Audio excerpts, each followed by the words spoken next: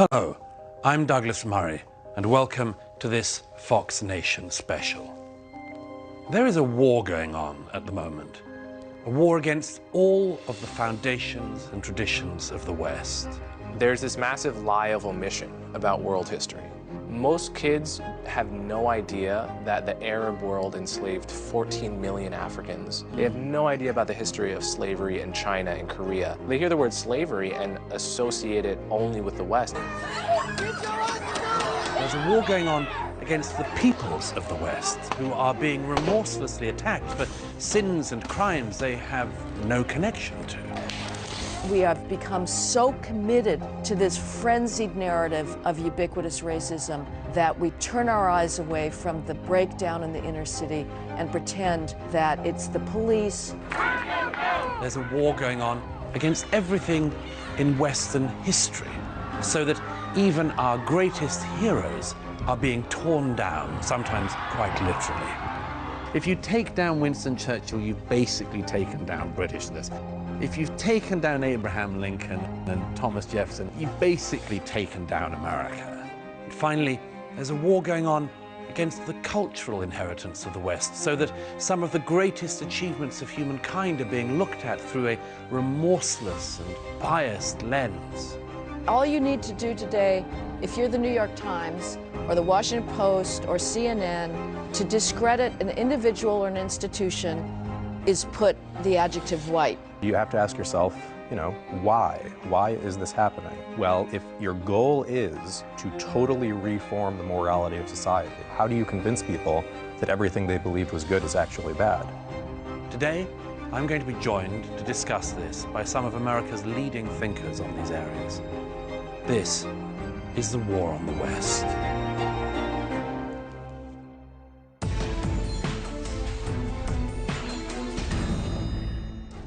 Today, I'm joined by Heather MacDonald, the national best-selling author of The War on Cops and the Diversity Delusion. Coleman Hughes, writer and host of the podcast Conversations with Coleman. And Max Eden, research fellow at the American Enterprise Institute and author of the forthcoming book, Schoolhouse Rot. Max, let me start with you.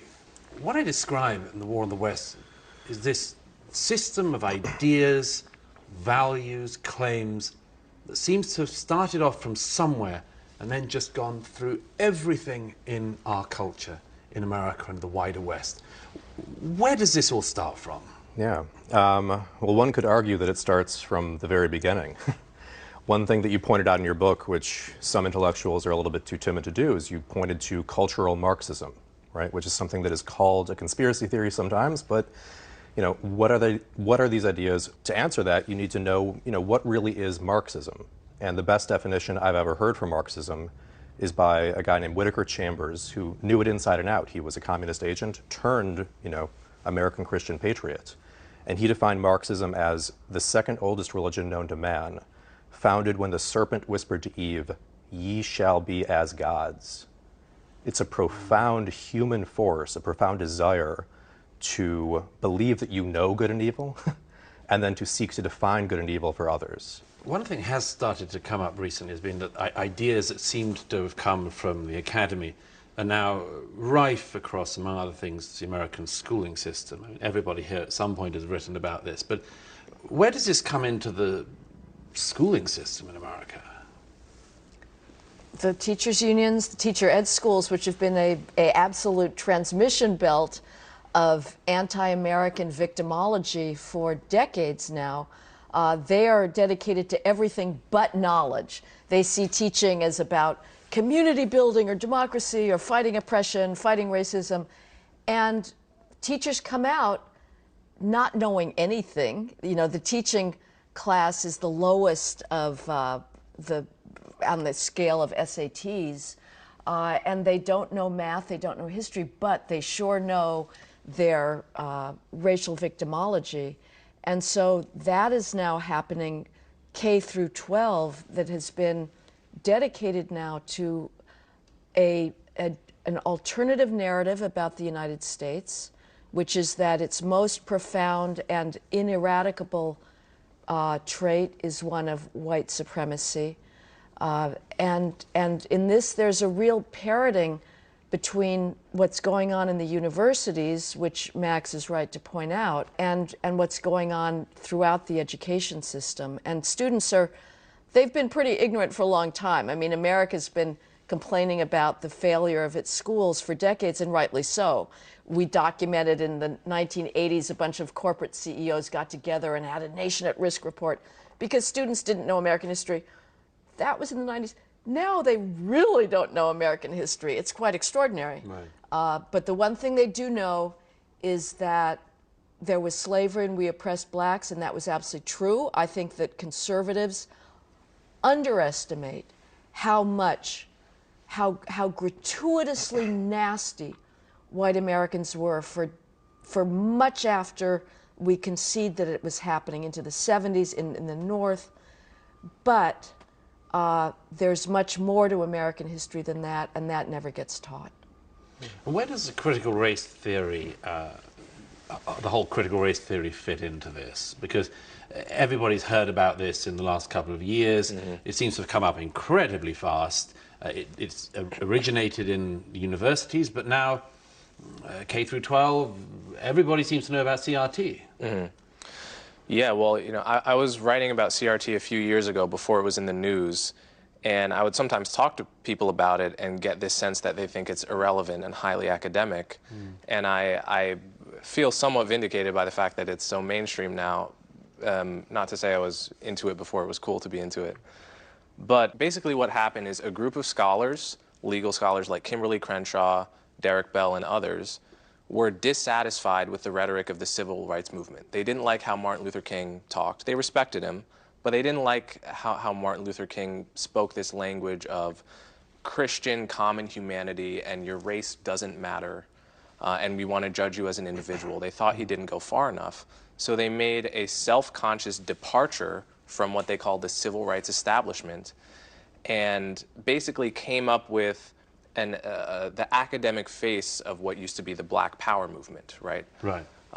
Where what they want to say in essence is that the entire value structure on which Western society, American society is built, individualism, meritocracy, and all the rest, all of these are not actually objectively good values. What they are white supremacist values in disguise, right? They are values that came from white Europeans and are meant to enshrine forever white dominance.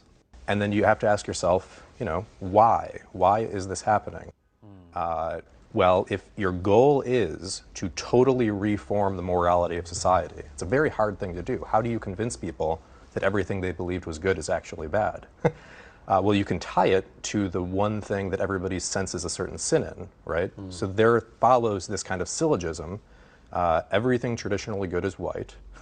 Everything white is bad. Therefore, everything traditionally good is bad, and I can come in and define goodness for you anew. And I can do it with children, and I can do it guised in the wonderful language of cultural competence, which is something that teachers are being trained in. Culturally responsive education. Cultural competence is the antithesis of colorblindness. Culturally responsive education is another name for critical race theory, but teachers don't really know these things. One of the things that fascinates me is what I describe as the misperception of America as it is today. So there have been, Heather, you know the stats on this better than anyone, but there have been polls that, for instance, in 2020, Americans were polled about, for instance, how many unarmed black Americans they think are shot every year by the American police. And I think people who described themselves as liberal said that the number was somewhere between 1,000 and 10,000 every year. And people who said they were very liberal included people who thought it was over 10,000 people. Right. And the actual number is somewhere around 10. There seems to be a misperception by certainly a new generation of Americans about what the situation in America is today. It's quite extraordinary. With regards to the policing, this is obviously conservatives just rail all the time about the media, but I'm afraid I'm going to have to do it again because it really is true. If the media covered police shootings of whites with as much monomaniacal intensity and fury as they do police shootings of blacks, the country would think we're living through an epidemic of racially biased police shootings of whites. The perception that people have is due exclusively to the fact that the media will only cover police shootings of blacks. Do we want there to be any shootings of any civilians? No, obviously. Ideally, there would be none. But given the violent crime rate in this country, which is magnitudes higher than anything else in the modern West, the fact of the matter is that police officers in this country much more frequently encounter armed, violent, and resisting suspects. But yes, in 2021, there were 6 allegedly unarmed blacks who were killed by the police. I say allegedly because that comes from the Washington Post database, which is very liberal in how it defines unarmed. And the fact of the matter is the media does not give a damn about black lives. They will not cover the real way that blacks get killed by homicide in this country, which is at the hands of other blacks in these utterly insane drive-by shootings. Over 10,000 blacks killed in 2021 compared to 6 unarmed blacks shot by the police. Those 10,000 blacks were not shot by whites, they were not shot by the cops, they were shot overwhelmingly by other blacks, and yet we have become so committed to this frenzied narrative of ubiquitous racism that we turn our eyes away from the breakdown in the inner city and pretend that it's the police or white corporations that are the fault. And that is hurting the very people that we purport to care about, because the police have backed off, crime is up, and the law-abiding, good, hard-working members of high-crime neighborhoods are terrified because they can't go out without fear of getting shot. Don't go anywhere. The War on the West will be right back.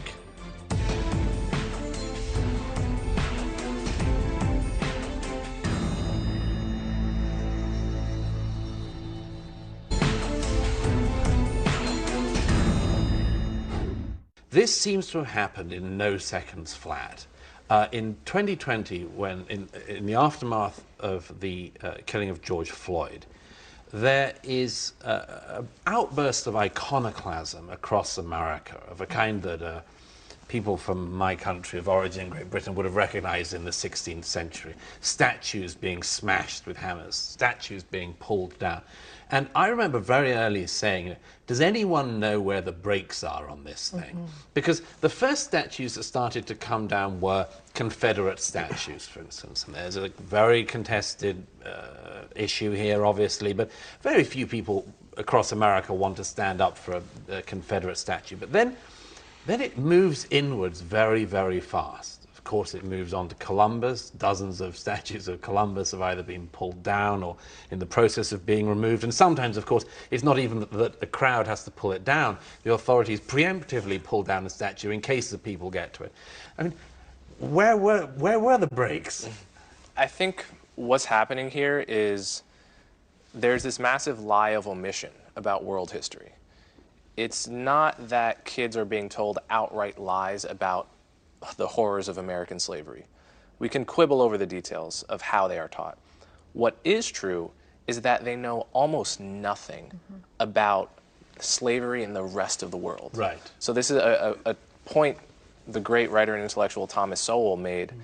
When you hear the word war, what comes to your mind? Like any particular nation? No, like you understand that war has happened on every continent, that people have been going to war since the dawn of humanity, right? War does not seem like a peculiarly Western sin, really, if you know anything about the history of war and conquest. But when you hear the word slavery in America, in the West, we think of one country, essentially. Or we think only of Europeans in general, right? Most kids have no idea that the Arab world enslaved 14 million Africans starting around the 8th century. They have no idea about the history of serfdom in Russia. They have no idea about the history of slavery in China and Korea and the Aztec Empire and almost every other empire for the past 10,000 years, right?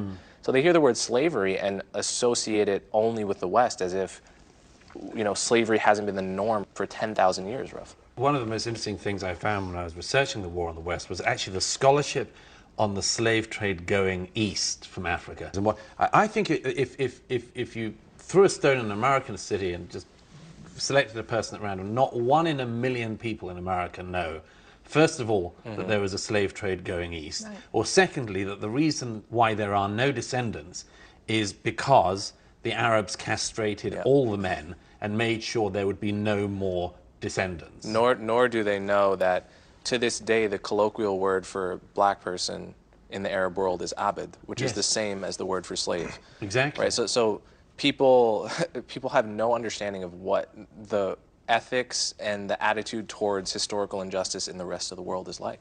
And one thing that I think was missed in the criticism of the 1619 Project, which was mostly based on the palpable falsehoods within, which Nicole Hannah-Jones, the architect, you know, critiqued the factual critique, saying, "What are you doing? I'm denying objectivity. You're not even engaging in my project." Well, what was her project? She has said that the deepest ambition of this project was to get white Americans to stop being white, or to at least get them to recognize whiteness for what it is. So it was intended explicitly to promote this sense of sin without redemption that Douglas has described. You make a great point in the book related, which is the reason people don't call this stuff out as bigotry, or the way folks who talk this way defend their actions as not racist, is that, oh, I'm not denigrating white people per se, I'm talking about whiteness, right, which is this abstraction. But I mean, obviously, black people, like, we would not suffer anyone talking about blackness being horrible or anything, right? We would understand that. Any group would understand that as an attack on the individuals of that identity.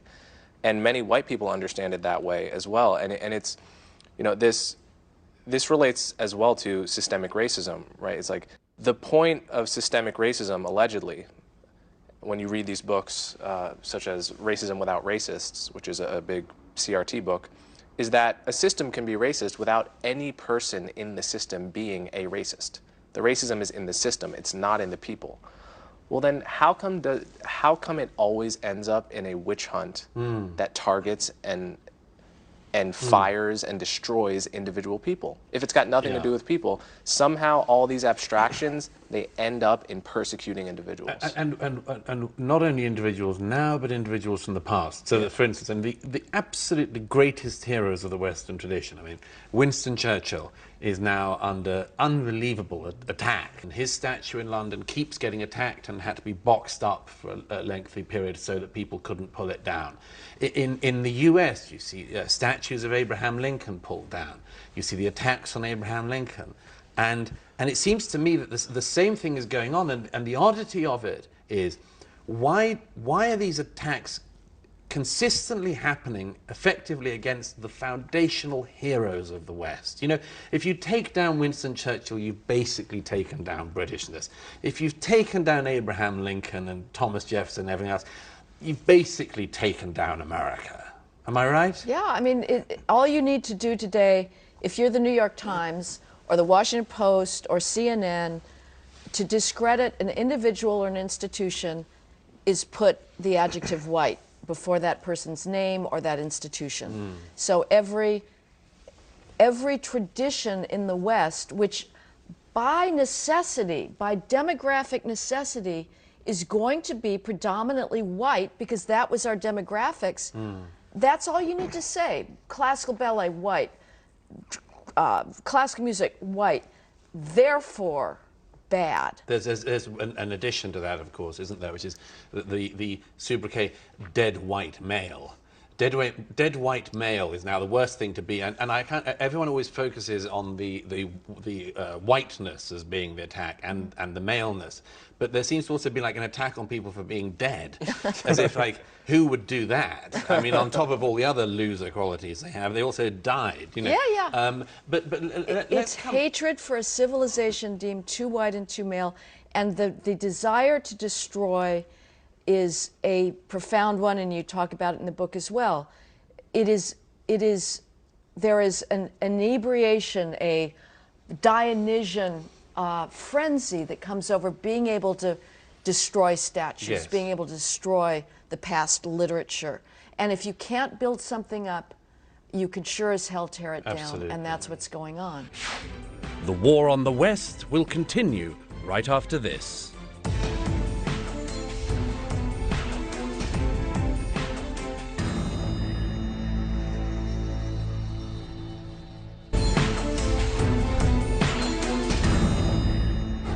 This remorseless attack on the West has attacked Western peoples, it's attacked Western history.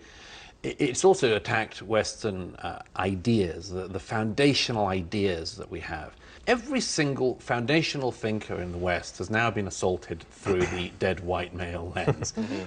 Aristotle was recently attacked in the Washington Post for being, quote, the grandfather of scientific racism. He was also guilty of being named by the author Charles Murray as being his favorite philosopher. So you can now deplatform Aristotle 3,000 years later for being liked by a controversial philosopher in the 21st century. Again, the idea that these people 2,500 years ago happened not to share all of our views is now used against them. It's also some of the thinkers who we credit in the West as being the people who came up with the concepts of rationalism, of reason. Voltaire in France, David Hume in the United Kingdom, and many more. What is it about this complete clearing away of the intellectual terrain of the past? Yes, in my experience, the people who attack all of the dead white male philosophers, you'd expect that they've really, at the very least, have read all of the prominent people of color authors, but I find often that's not even true. So for example, have they read Martin Luther King's essay, My Pilgrimage to Nonviolence, where he lays out who he got his philosophy from? And who does he name? Plato, Aristotle, Hobbes, Rousseau, Bentham, Mill. Big section on Marx and why Marx was wrong on some things, big section on Nietzsche. And he says, I read all of these people and they were crucial to me forming my philosophies. And it's almost as if they go through all of Martin Luther King's influence one by one and just are ticking them off as dead white and male. That's so interesting, but effectively also what they're doing is they're saying there are two traditions and they cannot meet. Martin Luther King has no right to be a part of the Western tradition. He has no right to be in this canon. We have to put him into some other canon of blackness. It's something like that, isn't it? Which is certainly an idea he would have rejected. Yes. Very strongly. And it also sounds like a very racist idea. Yeah. I mean, it suggests that we can't read each other, communicate across racial lines, which used to be a claim made only by racists. So there are two ways to deal with Martin Luther King, right? One is to point out this hypocrisy that you're claiming him for one race. That's how kind of we would argue against it. I think the argument from the other side is actually he didn't really mean the words that he said. And you will see this in the critical race theorists. They will say, yes, he was making those arguments and appealing to those dead white men, but it was a positional thing, and he really was a Marxist at heart. And he was making the arguments he needed to make then for us to get to where we are. And I think that there really are, as you pointed out in the War on the West, there's one strand of philosophy that does not come under criticism, right? And that is the Marxist strand. I'm so glad you bring this up. This is one of my favorite hobby horses. Nobody points out Marxist statements, which I frankly cannot say on the air. Yes, the treatment that is given to every dead white male philosopher, other than Marx. Well, if you were to apply it to Marx, Marx would have been cancelled long ago. We are against all old dead white men, but we give a pass to all old dead white Marxists. Right. Now, one of the things that absolutely fascinates me about the War on the West is the way in which this system of thought that we've been discussing now runs across absolutely everything. It's hard to imagine a realm of life today in which the critical race theorists, the cultural Marxists, and much more don't have some presence. They have applied their ideology to literature, to music, to all of the arts, to the visual arts, and you have this even in classical music, where the fact that the canon of classical music was mainly written by dead white males, is now a reason effectively to tear it apart. It seems to be happening absolutely everywhere. Nowhere's safe. Am I right? Nowhere is safe. I cannot stress enough. Every institution is coming down if it comes out of the Western tradition. We don't say, oh, we're not going to study, you know, Chinese nature paintings any longer because there's no black Chinese nature painters from the 17th century. Only the West. Only the West. It is an obsession. This is an untried experiment in human history. What happens when you raise children and give them nothing to be proud of? And the perversity is that I would argue, and you talk about this as well in your final chapter, if we're going to talk about this, okay, let us have a provisional ledger of what Western culture gave us. And everything in this room, all the materials, all the electricity, the engineering, it's a Western product that came out of the beauty of the scientific revolution. But yes, classical music, all gone. Beethoven, Bach, simply because of the color of their skin. The preposterous idea that if symphony orchestras are not 13% black, it has got to be because the conductors who are obsessed with quality, the only thing they care about is, are you going to blow the horn solo in that Strauss symphony? They generally audition people behind They audition behind a screen. So we're supposed to believe that somehow the screen is racist. And there was a New York Times op-ed a couple of years ago saying, actually, we need to get rid of the screens. Yes. Right. In no time, they went orchestra. from blind auditions are the solution to blind auditions are part of the problem. And if you looked at the greatest jazz bands in the country, jazz big bands, you're going to find an overrepresentation of black people because that's a culturally black art form. There are reasons for all of these things. It's never to denigrate a group. It's simply to say that our expectation of equal outcomes is totally schizophrenic given the level of cultural difference in the world. But I would say that, and what we're shying away from, that there are cultural pathologies that should be denigrated. And as long as we cannot talk about that, if we cannot talk about the fact that there were 50 black children gunned down in drive-by shootings last year in their beds, jumping on trampolines in their front yards, in their backyards, at barbecues, if we can't talk about that, we don't care about black lives. The reason they're being gunned down by these black teenagers is because in the inner city there is a breakdown of culture. White people are not the problem affecting blacks today. They are not. They were. They were scourges. And when you read Richard Wright or James Baldwin, you see that the gratuitous cruelty of whites lasted so long. Today, though, there's not a single institution that is not discriminating in favor of blacks. And it seems that what we're doing, or one of the things that we're doing at the moment, we should get on to some solutions to this, but one of the things we're doing is, if what you're saying is correct, Heather, is that there are problems that are very big, which nobody wants to address. Right, and as a result, we are addressing effectively non-problems. That's I mean, right. none of the children you describe being gunned down in their front yard are going to be saved if the New York Philharmonic Orchestra subtly changes the composition of its trombone section. Yeah, I mean, and to complement all of that, I just dispute none of it. There's just a very human question of disposition towards the world. And there are kind of two poles that you can take as you look at the world, and most good people will go between the pole rationally based on stimuli, and those are gratitude and indignation. Gratitude is far more difficult to cultivate. It has to be practiced. It has to be practiced from a young age.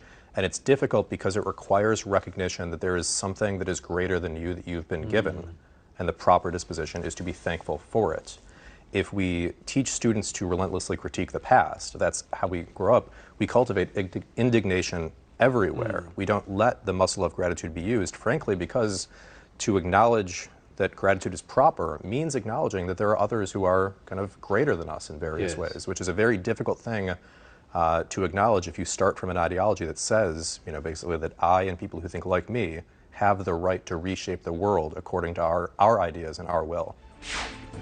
We'll be right back with The War on the West.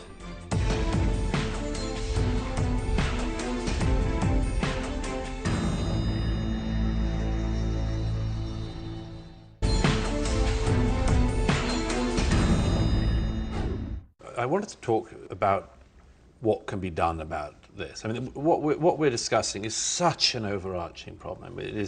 We're talking about an ideological view that goes everywhere from kindergarten right up to the biggest companies in the United States that effectively pay their ransom money to various organizations, and through all of the cultural institutions, through our understanding of our history. We're talking about an incredibly deep and now comprehensive problem. One of the only answers I've heard put forward in the American debate is, well, it'll be solved if we arrange a large cash transfer from one part of the population to another, i.e. reparations, which every Democrat contender for the presidency in 2020 talked about seriously and said that they were considering.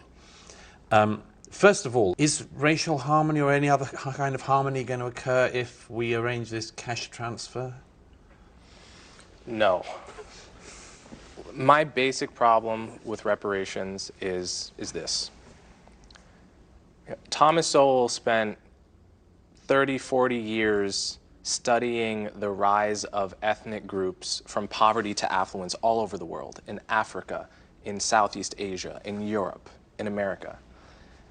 And to my knowledge, he nor anyone else has found a single group anywhere, ever, that rose from poverty to affluence by means of demanding reparations, preferential policies that lower the standard for them while keeping the bar high for others. The whole program has never worked anywhere for any group. And we think, we delude ourselves into thinking that it's going to work here for black people. So my basic problem is that it is a total distraction from the real solutions, which involve basically a change of beliefs, values, and habits in the community, parenting styles, huge investment in tutoring and stricter parenting and more close-knit, better family structures, all of the sort of obvious common sense ways in which groups have risen from poverty to affluence in other places. And we are obsessed with this idea that reparations is the way to go and lowering standards. It's just totally wrong-headed. It's not going to work. And yeah, we've been doing it already. I mean, we've had massive trillion-dollar transfers in wealth, so reparations is just a different way of packaging it, and it hasn't worked because, I mean, you did such extraordinary work on the consumption habits, you know, of blacks to explain why there's, help explain why there's differences in household wealth. Again, this is the cardinal rule. You may not talk about behavioral differences. You may not. It all has to be the systemic problems and the depredations of whites. Right. So I was at dinner with some Ghanaian and Nigerian friends of mine once, and we were discussing the slave trade and the history of slavery. I was curious how they, as people who grew up in West Africa, learned about slavery. Of course, the fact you will all know is that, you know, Europeans didn't go to Africa and capture slaves like Kunta Kinte. They were already slaves in Africa, enslaved by other African tribes, and were sold by those African tribes for goods. Yes. Those Africans got wealthy, they got goods off of selling other Africans into slavery. Yes. I wanted to ask them, how did you learn about this as a kid growing up in Ghana, growing up in Nigeria? Did you learn about this with any sense that you were responsible, or that this had any emotional or psychological relationship to you? And what they said to me, I'll never forget, they looked at me like I was crazy. They said, oh, of course not. We learned it as a neutral fact. Right. There's nothing you can do about it. I thought to myself, that is the default, normal, and acceptable human way to deal with horrible things that were done by your ancestors hundreds of years ago. Yes. And if we're going to deny that to white people uniquely, we're going to have a very big problem on our hands. Don't go anywhere. The War on the West will be right back.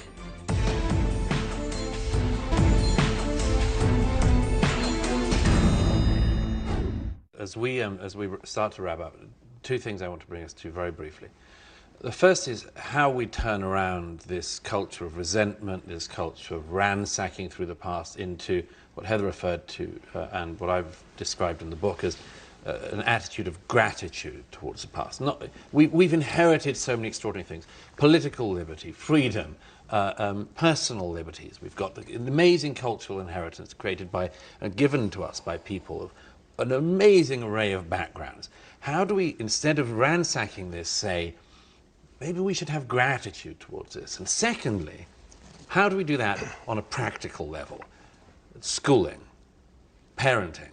How do we try to change around this war on the West against an appreciation of it? Yes, very briefly, I think it starts by the recognition that, race is one card out of many that is being played in a war on the West that is being waged by intellectuals. You had challenged me earlier to, do intellectuals really have that much power? And I would challenge you back, is any of this naturally what a parent would want for a child?